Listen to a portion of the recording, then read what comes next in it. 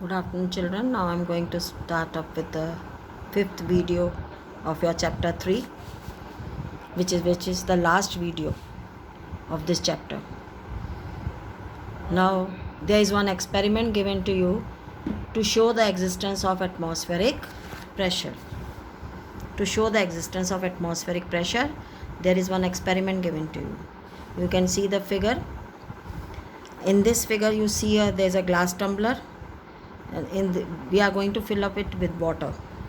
Take a glass tumbler, fill it to the brim with water, and cover with a piece of thick and smooth card, which is this card. Cover it with the card.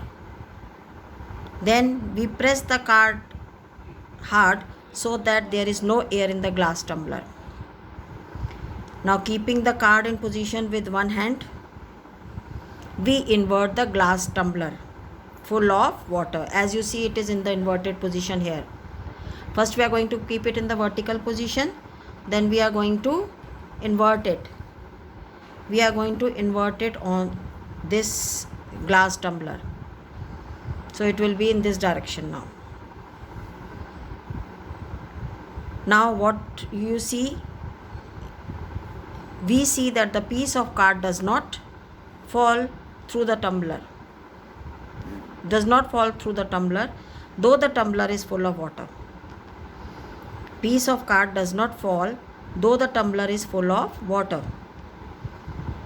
Why it doesn't fall? This tumbler gets stick to the cardboard gets stick to the tumbler. Why it does not fall? Because the atmospheric pressure acts on the card in the upward direction. As you see, this is the atmospheric pressure which is acting in the upward direction, and it holds the card in place. So the upward atmospheric pressure which is acting on the card is greater than the downward pressure of water. When the upward pressure will be more than the downward pressure, card will not fall. So this shows that there is some pressure which is acting on the card, which is not letting it fall. So that is why we say the atmosphere exerts pressure. Now we are going to study about some applications of the atmospheric pressure which we find in our everyday life. There are small devices in our everyday life which work on the existence of atmospheric pressure. And these devices are drinking straw, syringe, dropper, and a rubber sucker, which works due to the presence of atmospheric pressure, you can say. The drinking straw is a very thin pipe. What is drinking straw? Drinking straw is a very thin pipe which you must have used in your soft drinks. Now as you can see the figure, this is the drinking straw. This is the drink which is filled. This is the soft drink in a glass. Now when you are going to suck the rubber pipe, this straw, whatever air is present inside this straw will go into your mouth and will enter the lungs. Now there is vacuum created in this straw as air has been sucked by you, and as there is no matter, there is vacuum.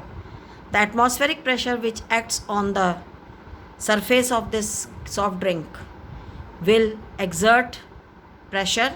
This atmospheric pressure will be exerted on the surface, and it will make the soft drink to enter into the straw, as you can see shown with the arrows also.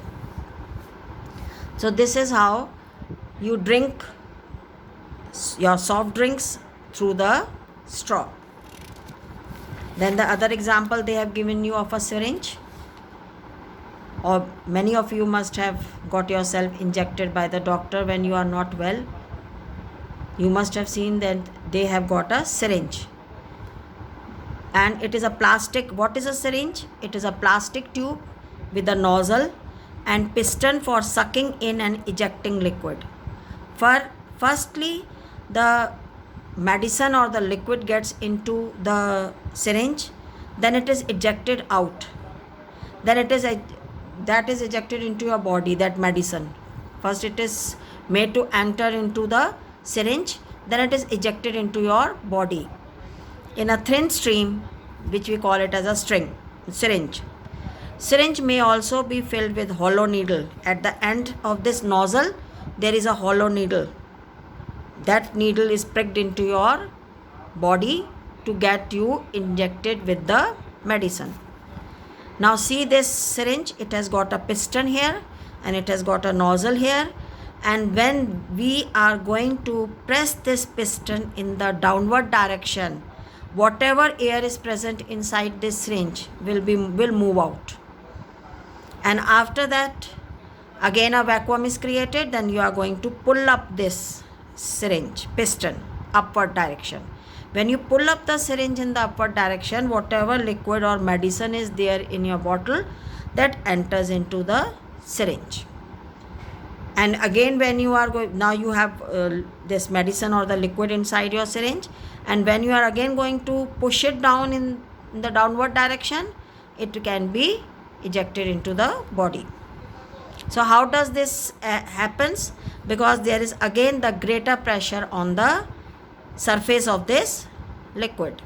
So the greater atmospheric pressure acting on the surface of the liquid pushes the liquid up into the syringe. The same example you have with dropper. Now what is a dropper? You must have seen that many of you must have used the eye drop. An eye drop has got a dropper on it. So how does this dropper works? There's a rubber bulb on it. We are going to press this rubber bulb. When you are going to press this rubber bulb, whatever air is inside this dropper, it will be ejected out. It will be removed. Then you are going to put it into the liquid which is to be filled up with in this dropper. And as soon as you release this rubber bulb, first you are going to press it to eject out the air. Then you are going to release it. As soon as you release it, the atmospheric pressure which is acting on the upper surface will make the liquid to enter into this dropper. And again, when you press it slowly, 1 drop, 2 drops come out, and we fill it in our eyes or in your nose or ears. When you have problems, you must have noticed it. So a dropper is used for measuring out the drops of a liquid. As doctor says, put 3 drops, then we press it slowly so that 1 drop, 2 drop, we can count also easily. So that is why it is written measuring drops, such as liquid medicine. How does it work? We are going to first press it, as I told you. When we press the rubber bulb of the dropper by keeping its nozzle dipped into the liquid, air which is present in the glass tube and bulb is seen to escape. It is removed.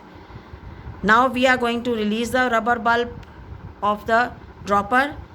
The much greater atmospheric pressure which is acting on the surface of the liquid pushes the liquid up into the dropper tube. So the liquid rises up into this rubber. As you see, the liquid has entered into this dropper.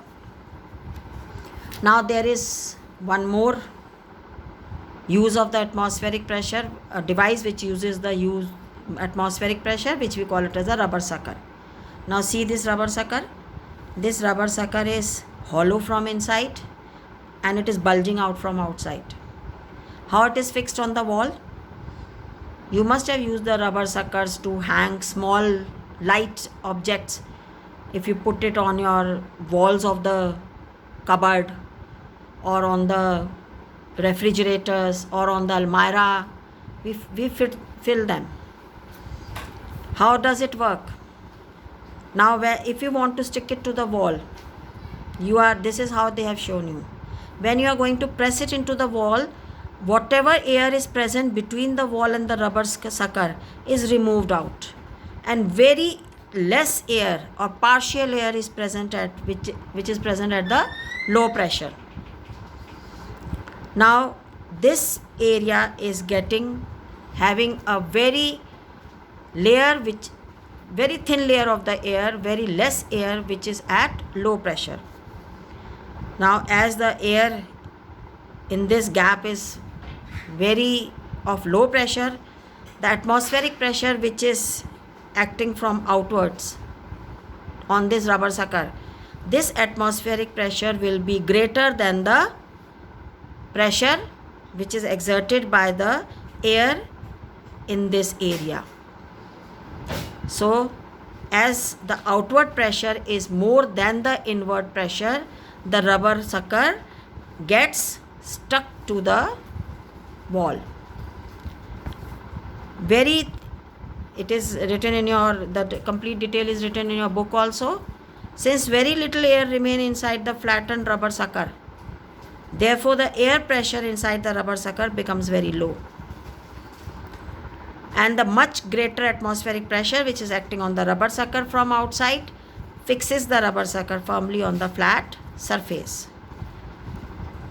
So in order to pull away the fixed rubber sucker from a surface, if you want to take it out if you have fixed it and want to remove it, we'll have to apply a force which is large enough to overcome the atmospheric pressure. Now where do you find these rubber suckers used? They are used if you have suppose a wooden table and on it you want to put up a glass top. Then glass top is rested on these rubber suckers. Rubber suckers are used to hold the glass table tops which are fitted on the wooden frames of the tables. They are also used for making the suction hooks which are fixed on walls, doors and almirah to hold the various things. And the various things which you want to hold should be very light in weight, because these rubber suckers cannot hold the things of heavy things, they cannot hold. It should be of light weight. Now this finishes your chapter. Now I am going to send you the PDF also of the exercises. Now you are going to do this exercise A. This is called exercise A. Whenever I ask in the question you are not able to understand, exercise A is choose the correct option.